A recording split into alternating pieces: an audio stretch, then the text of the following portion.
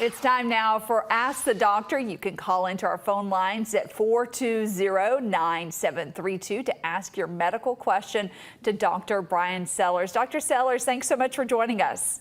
Thanks for having me. Remind folks, you are a vascular surgeon. What kind of cases do you typically handle? Sure. So we do general peripheral vascular. So we do blockages in the arteries and veins in the legs, the arms, the carotid arteries. We do aortic aneurysms. We do dialysis access, varicose veins, that kind of stuff.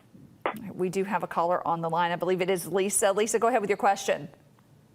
Yes, I already went to see the doctor about this, about my legs being burning when I walk, and he didn't say anything about anything about it.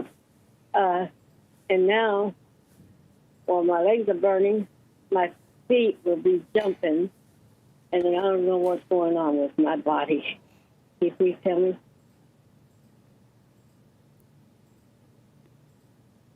I didn't hear a lot of your question. Would you mind repeating that for me?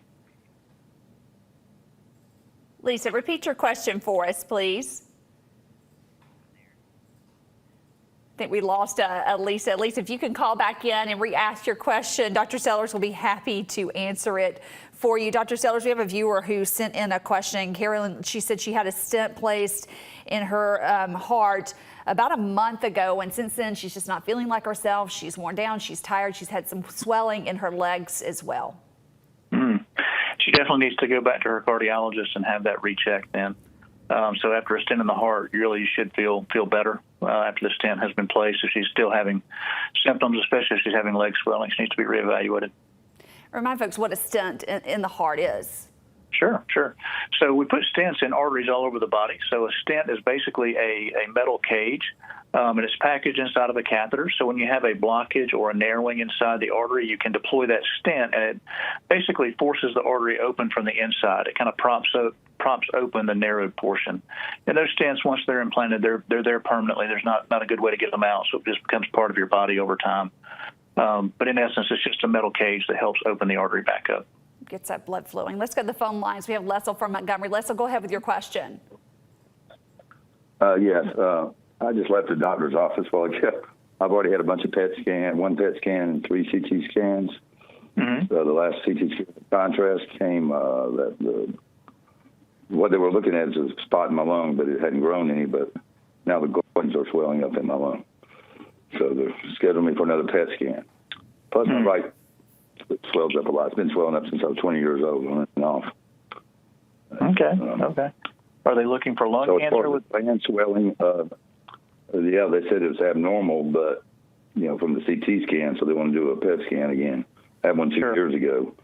Mm-hmm. But what the problem is, I do need to get some wisdom teeth out of my mouth that are like decayed. Mm-hmm. And I was wondering if that might be causing bacteria. My doctor put me on some antibiotics yesterday, amoxicillin, for 10 days, 3 times a day, 500 milligrams.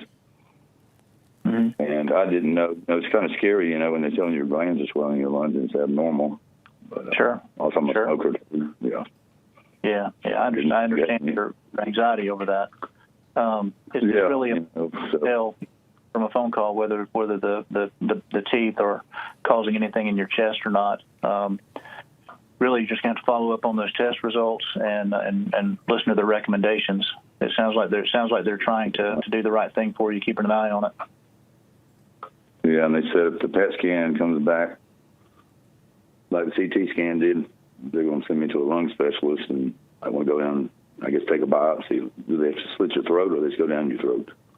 It depends on where the area of interest is. So they can sometimes go down with a bronchoscope and take a biopsy that way. Sometimes they need to put you in a CT scanner and actually stick a needle into the area directly and take the biopsy that way. So there's a couple of different ways to get that.